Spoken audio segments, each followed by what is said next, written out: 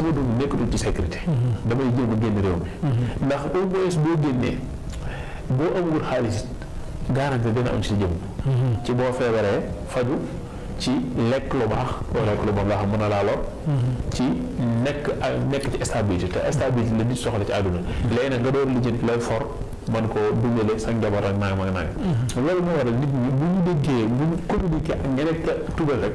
dañuy dem daal di am envie mën a génn. parce que bu ñuy diggante koo xam ne moom leer na ne yor xaalis.